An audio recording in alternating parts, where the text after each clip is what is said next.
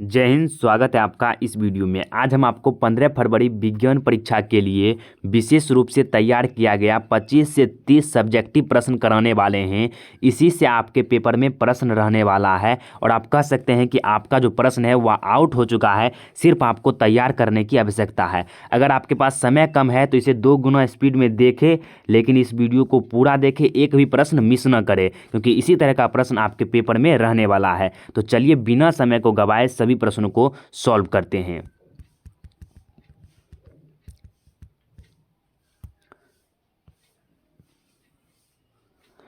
तो यहाँ पर आपका पहला प्रश्न है कि सजीव के मुख्य 4 लक्षण लिखे। तो सजीव के मुख्यतः 4 लक्षण निम्नलिखित है। पहला हो गया पोषण, उसके बाद दूसरा शोषण, प्रजनन, वृद्धि एवं विकास, उसके बाद हो गया शोषण, उसके बाद प्रजनन और वृद्धि विकास। इसके अलावा और भी लिख सकते हैं जिसमें उत्सर्जन की क्रिया होता है, जिसमें पोषण की क्रिया होता है, जिसमें शोषण की क्रिया होगा, जिसमें प्रजनन की क्रिया होगा, जिसका वृद्धि एवं विकास होता है, वो सभी सजीव के लक्षण होते हैं। उसी को हम लोग सजीव कहते हैं। तो ये 4 लक्षण आपको इस तरह से लिख देना है। पहला प्रश्न आपका क्लियर हो गया। उसके बाद दूसरा प्रश्न है आपका कि प्रकाश संश्लेषण क्या है, इसे रासायनिक समीकरण में व्यक्त करें।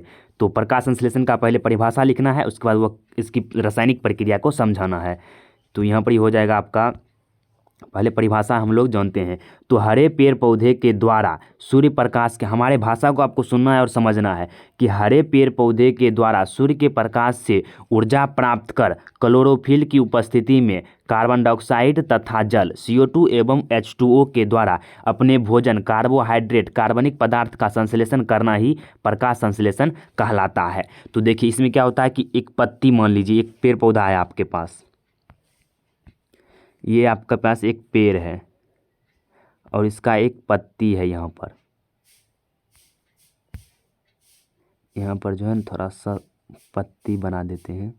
इस प्रकार से इसका जो है एक पत्ती है और इस पत्ती में क्या पाया जाता है, तो इसमें क्लोरोफिल पाया जाता है। तो क्लोरोफिल की उपस्थिति में सूर्य प्रकाश से ऊर्जा प्राप्त कर वायुमंडल से CO2 एवं अपने जड़ों के माध्यम से जल का उपयोग करके यह कार्बोहाइड्रेट का निर्माण करता है। इसी प्रक्रिया को हम लोग प्रकाश संश्लेषण की क्रिया कहते हैं। ये भी आप चित्र बना देते हैं तो आपको और अच्छा होगा, आपका समझ जाएगा कि आप इसे एक डायग्राम के तहत दर्शा सकते हैं। तो जैसा चाहे आप वैसा कर सकते हैं। तो वह जो है ना एक कार्बोहाइड्रेट पदार्थ का निर्माण करता है, जिसे हम लोग प्रकाश संश्लेषण की क्रिया कहते हैं। उसके बाद इसके रासायनिक समीकरण को भी हमें लिखना है। तो रासायनिक समीकरण को हम लोग इस प्रकार से यहाँ पर ही लिख सकते हैं।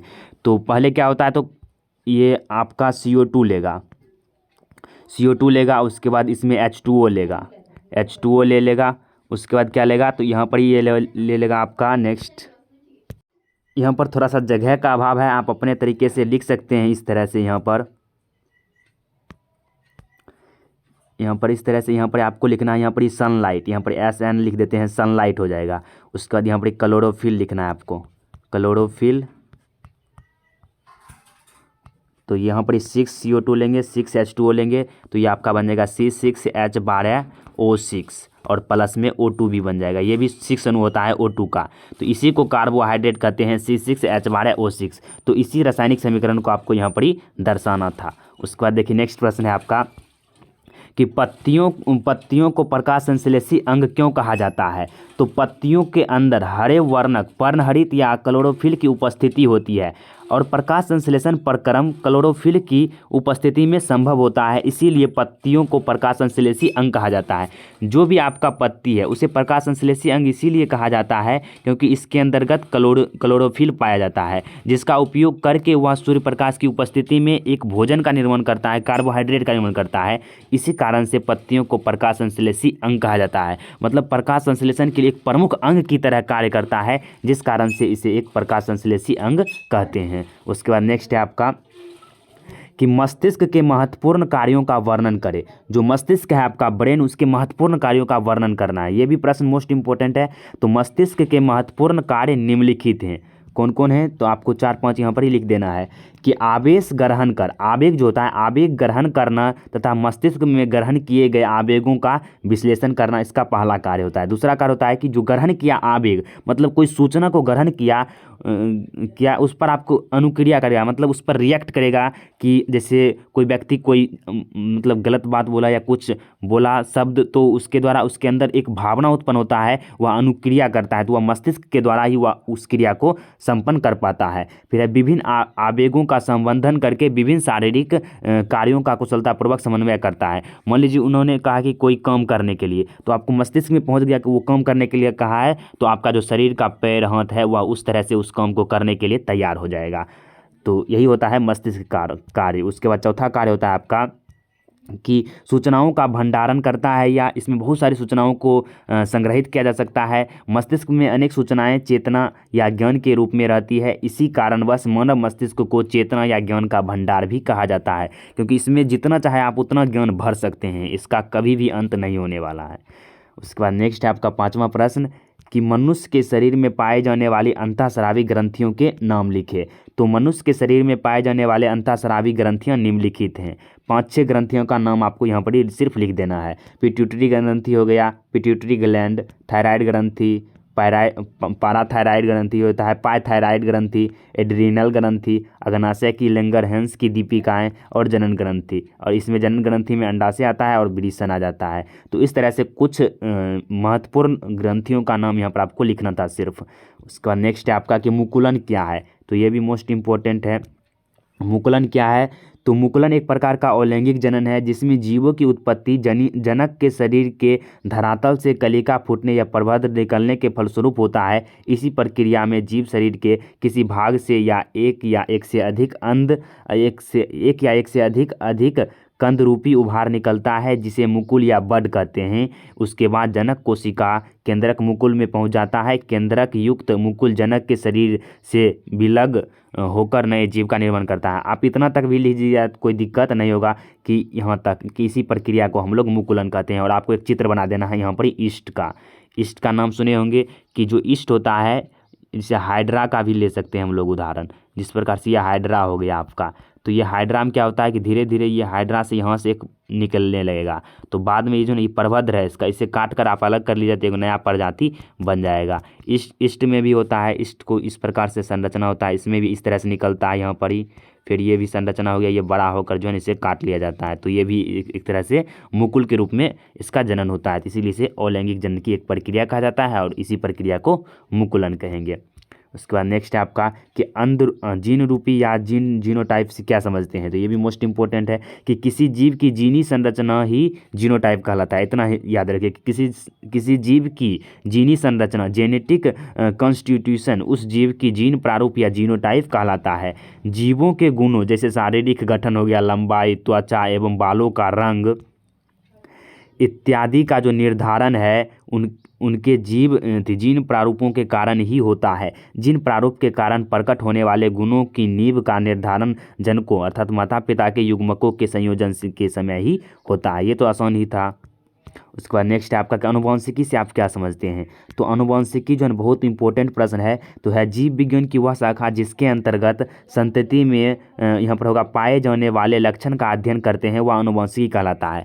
जीव विज्ञान की वह शाखा होना चाहिए जिसमें हम अनुवांशिक गुणों का अध्ययन करते हैं, वह अनुवांशिकी कहलाता है। और अनुवांशिकी का पिता ग्रेगर जॉन मेंडल को कहा जाता है। उसके बाद एक अवतल दर्पण का उपयोग लिखिए, तो अवतल दर्पण का निम्नलिखित उपयोग है, निम्न उपयोग है, कौन कौन सा है, तो इसमें बहुत सारा आपको नहीं लिखना है, 4 ही मात्र लिखना है। इसमें 3 भी लिखेगा तो चल जाएगा आपका, क्योंकि 2 नंबर में पूछा जाता है कि बड़े आकार के अवतल दर्पण का जो प्रयोग है यहाँ पर जो है ऊर्जा के लिए किया जाता है, बड़े अवतल दर्पण का उपयोग। फिर है इनका प्रयोग वाहनों की हेडलाइट, लैंपो, सर्च लाइट, टॉर्च आदि में भी किया जाता है अवतल दर्पण का उपयोग। फिर है सेविंग मतलब हजामती दर्पण के रूप में भी इनका प्रयोग किया जाता है। फिर दंत चिकित्सक जो दांत वाले डॉक्टर होते हैं और विशेषज्ञ रोगी का जो है परीक्षण इसी दर्पण के द्वारा किया करते हैं, जो है उसके शरीर पर सर के ऊपर लगा हुआ रहता है, हेलमेट के ऊपर यहाँ पर ही। उसके बाद देखिए नेक्स्ट है आपका, सभी प्रश्नों को आपको देखना है। उसके बाद नेक्स्ट है कि प्रकाश का अपवर्तन क्या है, इसके नियमों को लिखे। इसी में आपको स्नेल का नियम भी ध्यान में रखना है और प्रकाश का परावर्तन भी आपको याद ही होगा, वो आसान ही है। उसमें ये आपको याद रखना है कि प्रकाश के अपवर्तन के 2 नियम हैं। प्रकाश के अपवर्तन के 2 नियम हैं। पहला देखिए, इसका परिभाषा आपको पहले लिखना है क्या है, तो वो लिख सकते हैं कि प्रकाश का अपवर्तन एक ऐसी घटना है जिसमें प्रकाश की किरण किसी एक माध्यम से दूसरे माध्यम में जाती है तो वो अपने पथ से विचलित हो जाती है। इसी विचलित होने की घटना को प्रकाश का अपवर्तन कहते हैं। और परावर्तन किसे कहते हैं, तो जब प्रकाश एक माध्यम से दूसरे एक माध्यम से किसी परावर्तक सतह पर पड़ती है तो वह उसी दिशा में लौट जाती है। इसी लौटने या मुड़ने की घटना को प्रकाश का परावर्तन कहते हैं। लेकिन यहाँ पर हमें अपवर्तन जानना है, तो अपवर्तन में क्या होता है कि जब प्रकाश की किरण एक माध्यम, ये वायु हो गया आपका, ये वायु हो गया, मान लीजिए इसे, रुक जाइए थोड़ा सा, इसे एयर मान लेते हैं और इसे वाटर मान लेते हैं। तो एयर से जो है ना वाटर में जाएगा तो ये अपने पथ से जो विचलित हो जाएगा, मतलब इस दिशा में घूर जाता है, लेकिन यहाँ जाना चाहिए था। इसी को घटना को हम लोग प्रकाश का अपवर्तन कहते हैं। ये सभी आप पढ़े भी होंगे, सिर्फ आपको ध्यान में रखना है इतना ही। तो इसका हो गया परिभाषा। उसके बाद इसका आपको लिखना है, इसके जो नियम हैं वो लिखना है आपको कि आपतित किरण, अपवर्तित किरण तथा आपतन बिंदु पर अभिलंब तीनों एक ही तल में होते हैं। दूसरा, जब एक ही रंग के प्रकाश की किरण किन्हीं दो माध्यमों में किसी समतल पर के माध्यमों के सीमा तल पर तिरछी आपतित होती है तो जो आपतन कोण आई की जया होता है वह परावर्तन कोण आर के जया के अनुपात का जो है ना एक स्थिरांक होता है, एक नियतांक होता है। इसे ही स्नेल का नियम कहा जाता है। अर्थात यहाँ पर हम लिख सकते हैं कि स्नेल के नियम से साइन आई बटा साइन आर ये पूछा जाएगा तो किसी माध्यम में आपतन कोण की जया एवं परावर्तन कोण की जया के अनुपात को ही हम लोग स्नेल का नियम के नाम से जानते हैं। इतना आपको लिख देना है। उसके बाद नेक्स्ट है आपका, नेक्स्ट सवाल है आपका कि उत्तल दर्पण और अवतल दर्पण में क्या अंतर है, आपको लिखना है। तो उत्तल दर्पण और अवतल दर्पण में निम्नलिखित अंतर है। कौन सा है, तो अवतल दर्पण यहाँ पर लिखना है और उत्तल दर्पण इस तरह से आपको बांट कर लिखना है भागों में। तो यहाँ पर आप लिख सकते हैं अच्छे तरीके से। ये आसान ही प्रश्न है कि जो इसमें होता है ना, परावर्तन करने वाली चमकीला जो तल है वह अंदर की ओर धंसा होता है। इसमें परावर्तन करने वाली जो चमकीला सतह होता है, तल होता है, वह उभरा हुआ होता है। इस तरह से बोल सकते हैं वैसा दर्पण जिसका परावर्तक सतह उभरा होता है उसे उत्तल दर्पण कहते हैं, जिसका परावर्तक सतह धंसा होता है उसे अवतल दर्पण कहते हैं। उसके बाद इसमें जो है ना वास्तविक और काल्पनिक दोनों प्रकार के प्रतिबिंब बनते हैं। आभासी प्रतिबिंब को ही काल्पनिक प्रतिबिंब कहते हैं। तो इसमें दोनों प्रकार के प्रतिबिंब बनेंगे, लेकिन इसमें सिर्फ आभासी काल्पनिक ही प्रतिबिंब बनता है। उसके बाद इसमें प्रतिबिंब जो है ना उल्टा सीधा दोनों बनता है, इसमें सिर्फ सीधा ही प्रतिबिंब बनता है। उसके बाद चौथा पॉइंट आपको याद रखना है कि इसमें वस्तु का बड़ा भी प्रतिबिंब बनेगा, छोटा भी बनेगा और वस्तु के आकार के बराबर भी बनता है। तो यह तीनों प्रकार का प्रतिबिंब बनाता है, लेकिन यह वस्तु का सिर्फ छोटा ही प्रतिबिंब बनाता है। इस तरह से हो गया क्लियर। नेक्स्ट प्रश्न है आपका कि वास्तविक प्रतिबिंब और आभासी प्रतिबिंब में क्या अंतर है। तो ये भी आसान ही प्रश्न है। तो वास्तविक प्रतिबिंब दो भागों में बांट देना है आपको। फिर लिखना है कि वास्तविक प्रतिबिंब जो है इसे पर्दे पर प्राप्त किया जा सकता है, लेकिन आभासी या काल्पनिक प्रतिबिंब को पर्दे पर प्राप्त नहीं किया जा सकता है। यह वास्तविक कटौन या आभासी कटौन बिंदु से बनता है या वास्तविक कटौन बिंदु से बनता है, यह भी लिख सकते हैं प्रश्न। इसके बाद है कि वास्तविक प्रतिबिंब सदैव उल्टे होते हैं और आभासी प्रतिबिंब सदैव सीधे होते हैं। उसका नेक्स्ट है कि वास्तविक प्रतिबिंब को दर्पण के आगे बनता है और आभासी प्रतिबिंब दर्पण के पीछे बनता है, और ये वास्तविक कटौन बिंदु से बनता है। ये वास्तविक कटौन बिंदु से बनता है, तो ये आपका काल्पनिक कटौन बिंदु से बनता है। ये भी प्रश्न आपको, ये भी पॉइंट आप लिख सकते हैं, ये भी ध्यान देना है। नेक्स्ट प्रश्न है आपका कि प्रकाश के प्रकीर्णन से आप क्या समझते हैं। तो प्रकाश की प्रकीर्णन, तो जब प्रकाश किसी एक माध्यम से पास होता है जिसमें धूल तथा अन्य पदार्थों के अत्यंत सूक्ष्म कण होते हैं, तो इसके सभी प्रकाश जो है ना दिशाओं में प्रसारित हो जाता है। इसे ही प्रकाश का प्रकीर्णन कहते हैं। प्रकाश के प्रकीर्णन के कारण ही आकाश का रंग नीला होता है। देखिए, इस भाषा को आप लोग थोड़ा सा नहीं समझे होंगे, लेकिन हमारे भाषा को आप समझ सकते हैं कि जब प्रकाश की किरण मान लीजिए प्रकाश का किरण है, जब यह वायुमंडल में उपस्थित धूलकण और जलवाष्प पर पड़ता है तो इन सभी प्रकाश की किरण को यह धूलकण अब्जॉर्ब कर लेता है, अवशोषित कर लेता है और उसे चारों दिशाओं में प्रसारित कर देता है, मतलब फैला देता है। इसी घटना को हम लोग प्रकाश का प्रकीर्णन कहते हैं, इस कारण से ही जो है ना आकाश का रंग नीला दिखाई देता है।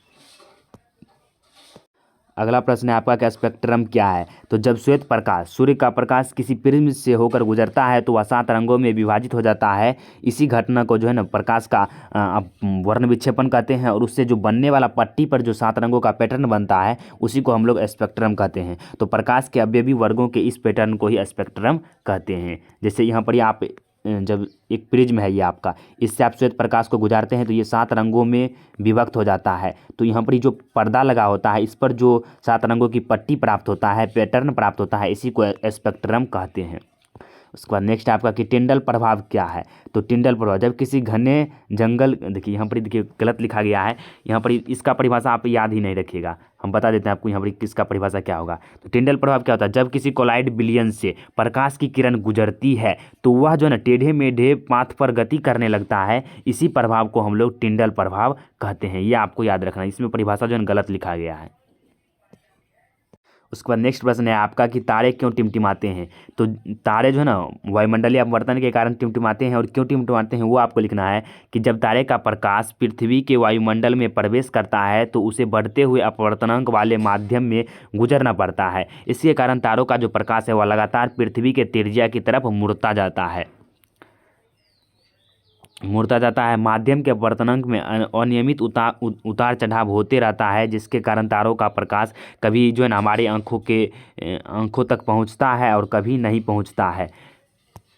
इसके कारण हमें तारे टिमटिमाते हुए प्रतीत होता है। देखिए तारा जो होता है वह टिमटिमाता हुए प्रतीत इसीलिए होता है क्योंकि वह विभिन्न माध्यम, याद रखिएगा इस तरह से कि वह विभिन्न माध्यम के अपवर्तनांक से गुजरता है। तो वह कभी तारे के जो प्रकाश किरण है वह कभी तारे के अगल करती है तो कभी बगल करती है, जिस कारण से तारे जो हमें टिमटिमाते हुए प्रतीत होता है।